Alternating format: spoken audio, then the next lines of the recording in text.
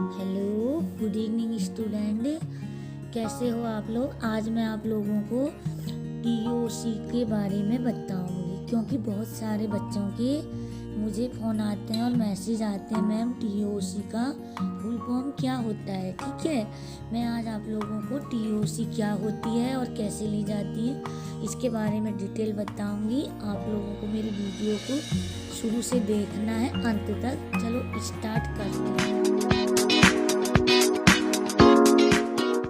Student, मैं आप लोगों को आज टीओसी के बारे में बताती हूँ। ठीक है, टीओसी क्या होती है करके। ठीक है, क्योंकि मैं आप लोगों से पहले एक बार अच्छी तरह से बोल रही हूँ, मुझे पता भी है जो लोग मेरे वीडियो को देखेंगे और देख रहे होंगे वो लोग, मुझे ये भी पता है कि मेरी कॉपी करते हैं। आज तक मैंने ये देखा बहुत सारे लोग, मैं नाम नहीं बताना चाहूँगी क्योंकि बहुत सारे लोग मेरी कॉपी करते हैं। ठीक है, वो इसलिए करते हैं कि क्या क्या ये बता रही हैं उसी के अकॉर्डिंग हम भी बताएंगे। ठीक है, चलो ये बात तो होगी इसकी। अब मैं आप लोगों को ये बता रही हूँ कि टीओसी क्या होती है। ठीक है, जब हमारे पास एनआईओएस में जब कोई बच्चा फेल होके अदर बोर्ड का मतलब होता है सीबीएसई या उत्तराखंड, यहाँ कहीं कोई और बोर्ड से भी बच्चा फेल होके आता है तो हम लोग क्या करते हैं, एनआईओएस में जब बच्चा आता है यहाँ पर उसे बोला जाता है कि बेटा आप लोगों का टीओसी का फॉर्म भरा जाएगा, क्योंकि इसमें बच्चे के लिए बहुत इजी होता है। वो अपने मनपसंद के सब्जेक्ट चूज कर सकता है और जो सब्जेक्ट में वो पास होता है सीबीएसई या खंड से उन सब्जेक्ट को हम लोग ट्रांसफ़र करते हैं। ठीक है, एनआईओएस बोर्ड में वो सीबीएसई से ट्रांसफ़र होके एनआईओएस बोर्ड में आते हैं। ठीक है, इसलिए मैं आपसे ये कह रही हूँ कि यहाँ पे क्या होता है कि बच्चे को दिक्कत होती है। बहुत सारे बच्चे होते हैं कि वो स्कूल में जाते हैं तो वो नहीं कर पाते हैं। बहुत सारे सब्जेक्ट होते हैं जैसे बायो हो गया, मैथ्स हो गया, फिजिक्स, केमिस्ट्री, ठीक है, और साइंस। तो वो बच्चों के लिए इतनी प्रॉब्लम हो जाती है कि वो कठिन सब्जेक्ट इकोनॉमिक्स कि वो उन्हें नहीं कर पाते हैं, तो उनमें उनका फेल हो जाते हैं। तो तब वो आते हैं कि मैम हम ये सब्जेक्ट सीबीएसई जो होता है रेगुलर स्कूल जाते हैं बच्चे तो नहीं कर पाते हैं, तो वो बोलते हैं कि मैम इसके बदले में कहीं आप ऐसा कर दो या तो हमारे कोई और सब्जेक्ट डाल दो करके। तो हम लोग ये करते हैं, बच्चों को पहले पूछ लेते हैं कि आपको क्या सब्जेक्ट आपके लिए इजी रहेंगे, आप बताइए आपको क्या करना है। अगर हमारे पास एनआईओएस में ये सब्जेक्ट होते हैं, जैसे मान के चलो डेटा एंट्री और पेंटिंग, हमने फिजिक्स के बदले डेटा एंट्री डाल दिया और हमने केमिस्ट्री के बदले पेंटिंग डाल दिया और फिजिक्स के बदले इन्वायरमेंटल, तो फिर अब बच्चों को क्या होता है कि दो सब्जेक्ट की टीयूसी मिल जाती है जिसमें वो पास होते हैं। ठीक है, तो अगर बच्चा कर लेता है तो इनमें उनके लिए दिक्कत नहीं होती है, क्योंकि ये जो सब्जेक्ट होते हैं वो 70-70 के प्रैक्टिकल होते हैं।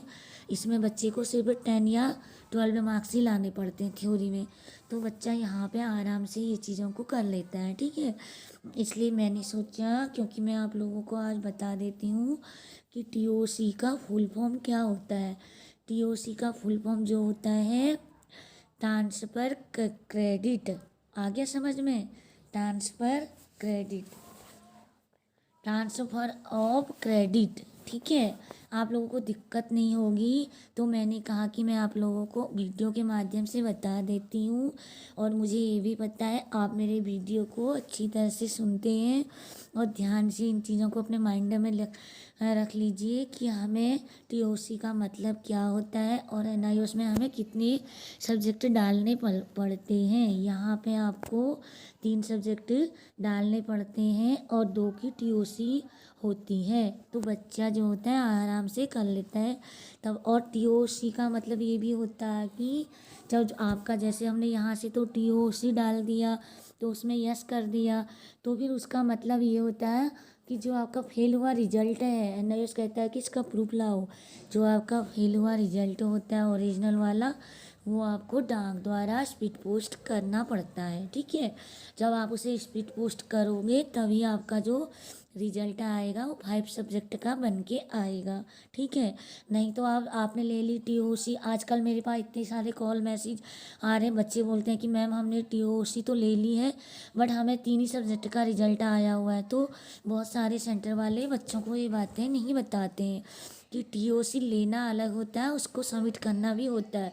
उसके लिए आपको अपना जो ओरिजिनल वाला फेल हुआ रिजल्ट होता है वो रिजल्ट आपको एनआईएस के हेड ऑफिस में स्पीड पोस्ट करना पड़ता है।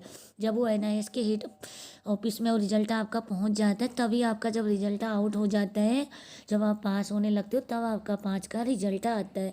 अगर बहुत सारे बच्चे ऐसा तो करते नहीं है, फिर उनके लिए हम लोग क्या कहते हैं कि बेटा आपने तो टीओसी जमा नहीं करी है तभी आपका जो रिजल्ट है वो आपका 3 का दिखा रहा है। आपने ली तो है, जमा नहीं करी है, ये आपको जमा भी करनी पड़ती है फेल हुआ रिजल्ट।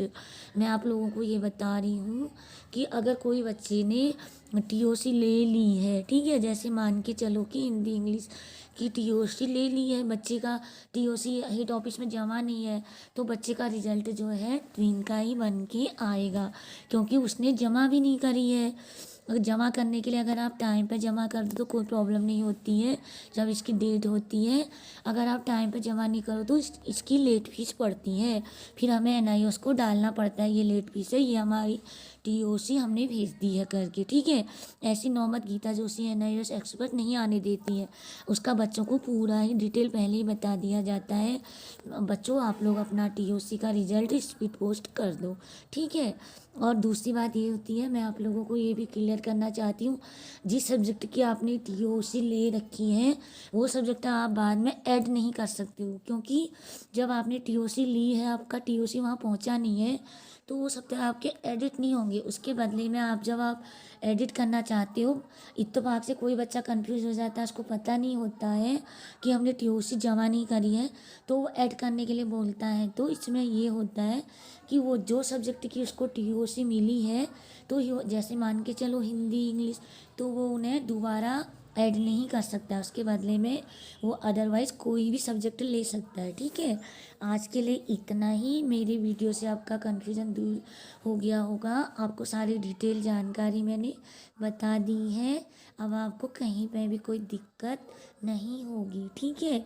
मैं आप लोगों से रिक्वेस्ट करती हूँ कि मैंने अपना नंबर यहाँ पे दिया हुआ है, आप मेरे नंबर पे कॉल करो और मेरे नंबर को सेव कर लो, ठीक है। और मेरे चैनल को सब्सक्राइब करो, लाइक करो, कमेंट करो और शेयर करो, मुझे भी पता चले कि बच्चों को क्या दिक्कत हो रही है। आप कमेंट में लिख के बताओ कि मैम ऐसी दिक्कत है, मैं आपके कमेंट को पढ़ पाऊँ और आपको आंसर दे पाऊँ।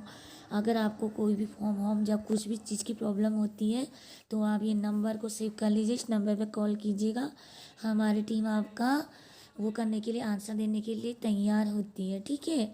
आप लोगों से मेरी भी रिक्वेस्ट है, इस वीडियो को बनाने में मेरे को 2 से या 3 घंटा लगता है इसको। ये वीडियो इतनी अच्छी तरह से आप लोगों को बताई गई है कि दिक्कत ना हो, ठीक है। फिर इसको मुझे 1-1.5 घंटा इसको एडिट करने में लग जाता है, मेरी इतनी मेहनत लगती है इसे बनाने में। तो आप लोगों से भी मेरी रिक्वेस्ट है कि आप लोग मेरे चैनल को सब्सक्राइब करो, लाइक करो, कमेंट करो, शेयर करो, ठीक है। तो मैं आप लोगों को आगे को भी ये डिटेल बताते जाऊँ, आप लोगों का भी प्यार मेरे ऊपर और मेरे चैनल के ऊपर बढ़ता जाए, यही मेरी आप लोगों से वो है। Thank you so much.